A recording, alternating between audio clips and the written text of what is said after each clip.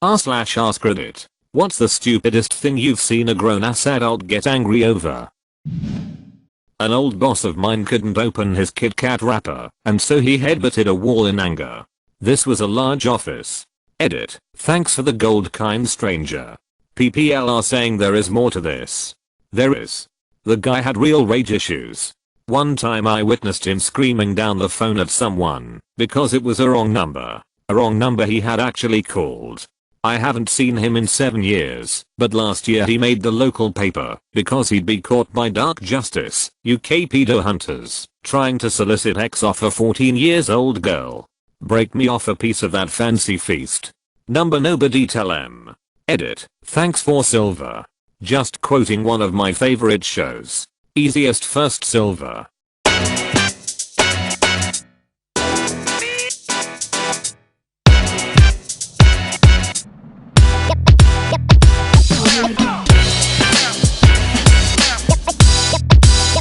Claim your free AirPods today by clicking the first link in the description down below.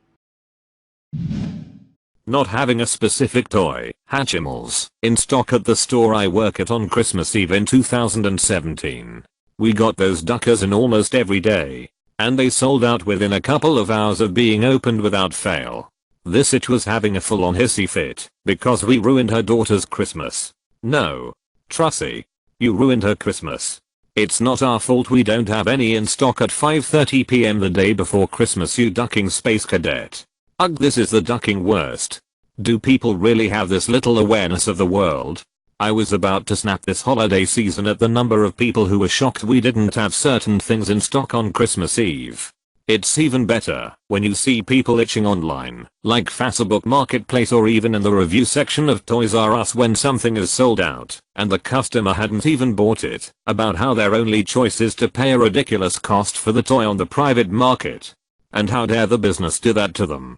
I remember one comment was a woman having an entitled meltdown/coronary over the fact that someone was forcing her to pay $200+ for this toy that her kid absolutely needed to have for Christmas. GMAFB. Never mind all the people hitting themselves during that Build-A-Bear Pay Your Age promo that was held a few months back. People were losing their minds on the Bab Facebook page acting like total assholes over the fact they couldn't get a teddy for $4 instead of the regular $12 or $20 or $30 and demanding compensation. What the duck? I answer 911 calls. One day we had a fatal car crash happen and had to reroute traffic from the main road down a side road, then back up to the main road. A woman who lives on the side road called 911 asking why there was commercial traffic passing through her residential zone home. I explained there was a serious car accident on the main route, and that as soon as that was resolved, the detour would be removed. She continued to complain, very angrily, that the trucks going by her house were kicking up dust and pebbles into her driveway, and demanded we send someone to clean it for her. I said no, we don't do that. She demanded to speak to a supervisor. I got all her information. Then I told her he'd be along to speak to her in person after he was finished informing the family of the person who died in the car accident that their family member was dead. Then I hung up the phone. When the sergeant got there, she refused to come to the door and refused to answer the phone when we called her back. Edit. Thanks for the gold and the kudos and well wishes. Did not expect this to blow up the way it did, because she knew she'd get yelled at for abuse of the 911 system. There are places, I live in one, where there is no non-emergency line. If you want to get the police stepped on the phone, you call 911, which, as long as your dispatch is appropriately staffed, is definitely the most cost and labor use effective way to do it. A longtime parishioner made a scene before the morning service when she spotted a family sitting in her pew. As I noted some time ago, she insisted that the family move or that she'd leave the church and take her substantial pledge with her. To their credit, the family newcomers to the church didn't move and the woman left in a huff, much like a child having a tantrum. What a Christian-like way to welcome newcomers to the church. When I went to church, no one could understand why we couldn't keep new people. It was very obvious to me. They were extremely unwelcoming and cold. I told them during a meeting. And they brushed me off. And said they were very inviting, and it's the newcomers' problem they couldn't see that. Last I'd heard the church was close to being foreclosed on. Since they couldn't pay their bills after their older wealthier parishioners started to pass away. My dad is an angry dude. He's been to court-ordered anger management a few times. Has been kicked out of places a lot of times. So there are way too many instances to list. I'll tell a couple though. Once we were out to eat. Our waitress looked at my baby sister and made a comment about how cute she is. Dad flips the duck out. Started screaming about how he didn't say she could look at his baby. We were asked to leave. Another one that sticks out is on Christmas. My parents are divorced, and the custody order said we had to go back to my mom's house at a certain time. That time rolled around. We reminded our dad, and he starts yelling about how weird our months. Fun times growing up. My dad was never quite like that in public, but he had his moments. The one I remember clearly was a family trip to Walmart when I was younger. Some dude cut us off as we were leaving, then proceeded to drive next to us yelling profanities. So, my dad, yelling and cursing this entire time, tells the guy to park. The guy does, and my dad throws the car in park and immediately jumps out. A fight is going to happen. We see this. But the guy who cut us off was not prepared for the can of hoopers he had opened. My dad is already to his door as the guy starts to climb out, and instead of letting the guy have a fair fight, my dad kicks the car door against the guy's leg and reaches in through the window to grab him by the collar. For the next minute or so, we just see my dad wailing on this dude through his window. Then, calmly, my dad gets back in our car and we drive off. Edit. I keep seeing people saying what my dad was cheap or dirty or any variation of that. Which is true. But the question is, what do you expect? Should he have allowed the man to get out of the car? What does that gain him? If you know you're about to get in a fight, why would you throw away a clear advantage? This sounds like almost every Russian dashcam video. My grown-ass cousin got angry at her 5-year-old niece for liking unicorns because she, adult cousin, liked them first. Shouldn't that be something to bond over? Some ducking people. Some people put too much of their identity into stupid crap like this. My father-in-law loses his hit when he can't sit in the front seat. Note, no. He's not super tall, 5 feet 10-ish, and I don't think motion sickness has ever been an issue. Does he let relatives that are older than himself sit in the front seat? Nope. He always has to sit up front. Even when his buddies go on their long distance hunts, he refuses to rotate. I worked at a bookstore in high school, and every winter we have a book drive and ask customers if they'd like to donate a children's book when they are checking out. Usually people say no. Sorry, but one guy would not stop going on and on about how, if he wanted to buy a book, he'd just keep it, not donate it.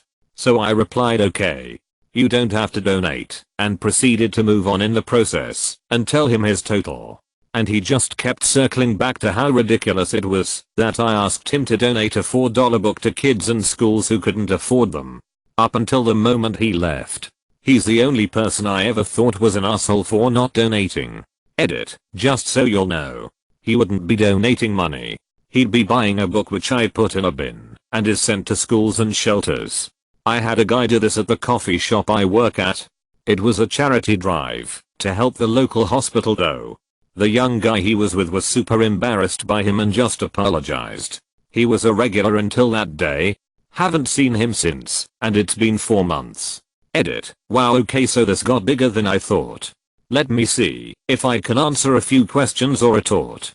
1. The charity wasn't just donating $1 and getting to write your name on a leaf or something.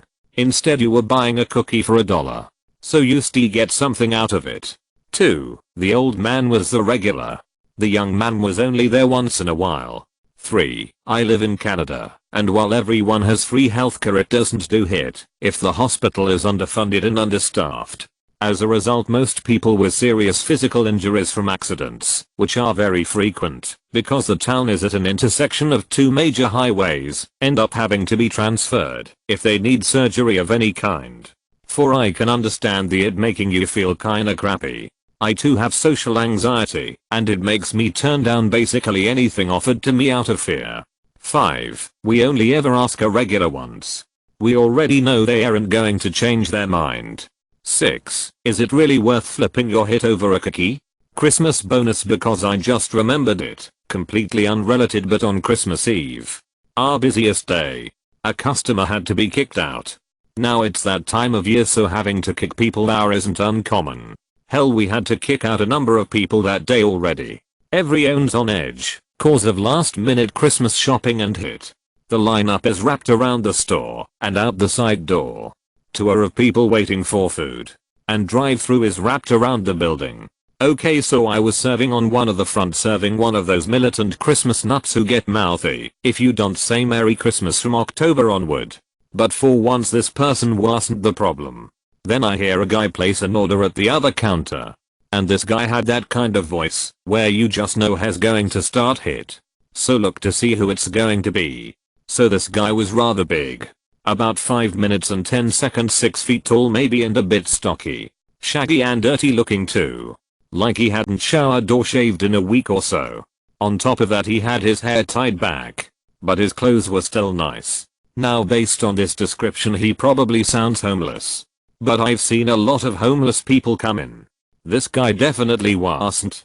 So this guy's constantly shouting at random people. Nothing bad at first, just loudly wishing people a Merry Christmas and whatever.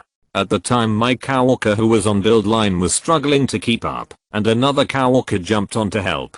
Things were getting pretty backed up however, and people waiting 15-20 minutes. So you know. Bit of a wait. Then out of the blue you hear him, "Why the duck aren't you smiling?" And that's when all hell broke loose. This guy just ducking, lost it on the girl making food. He was using every swear, insult, and racial slur you could think of. He started shouting about how he was the only one in the store trying to spread some cheer, and started demanding his food. He had been waiting maybe 5 minutes at that point. He brought her to tears. And the manager had to take her place for a bit while she cooked off in the back. He was banned from the store and forced to leave. Thankfully no cops had to be called. And of course no one else in the store bats an eye. I can get if you're irritated by the season, but don't treat people like that. I don't know how we got through that day, to be honest. Plot twist, he's been laid up at the local hospital for the past 4 months. Lady returned her full cart of groceries to the customer service desk because my coworker with a broken arm was the one who rung her groceries up. She said she didn't like people with bandages on touching her groceries. His arm was in a sling which he keeps under his apron. We didn't tell him what happened because we knew he'd get upset. Edit, I know what OCD is. I'm mentally ill. Y'all. I get it. She might have had OCD. But she might have not. Stop trying to diagnose a lady you've never met. That reminds me of my first job, ice cream shop. A lady complained that her cookie dough topping tasted funny, and my coworker said she'd go get someone else to test the cookie dough since she had a gluten allergy, so she couldn't eat it. Well, the lady flipped the duck out at my coworker. Demanded to see the manager. We didn't really have a manager because it was a small business and the owner wasn't there. But his wife was, so she stood in. The lady chewed out the owner's wife, saying that my coworker couldn't do her job correctly. She seemed to think that it was a huge deal that my coworker couldn't eat gluten and that she shouldn't be allowed to work there. One of the perks of being a small business is that we can tell off customers who act that way. And owner's wife did exactly that. She called the lady stupid and told her not to come back if she's going to be unreasonable. Shouldn't be allowed to work somewhere because of food allergies or preferences? That's ridiculous. In high school I worked at a fast food place with a vegetarian lady. She would just get salads on her lunch breaks instead of a sandwich. Definitely wasn't a big deal for her or us at all. My nephew is a gymnast and he is very skilled. I was at one of his compilations award ceremonies to watch his receive medal and saw a mother red face screaming from the crowd at me nephew, saying he has won too many times. You should be kicked out to give the other kids a chance. She then went on to scream and swear till she was escorted out by security. I was later told by me nephew that a son came up to him not long after and apologized for his mum's behavior. I feel bad for both of the boys. Especially the one with the psycho mother. You know she's thrown enough fits for him to immediately apologize for her. I worked retail and had a mom start screaming at me because the register rejected her check. After she was done, her daughter's friend, who was like 16, ran into the stock room to give me a hug and apologize. She said the mom was the same way to the daughter. Later my manager asked me if I called the woman a fat nut. I definitely hadn't. 12 years later, and I'm still surprised by the teenager's kindness. I worked at an auto parts store for a while. We'd get middle-aged dudes who'd get mad at us for not looking for parts that don't exist for their cars. Or for simply asking them to clarify what they're working on. It's incredibly disheartening to see a grown-ass man throw a hissy fit all because he doesn't know what kind of car he has. I need pads and rotors for a 2004 Malibu. Okay sir. Here you are. 2 hours later. You gave me the wrong parts. These don't fit my 2005 Malibu. Sir. Chevy never intended for that car to move. It doesn't actually have brakes.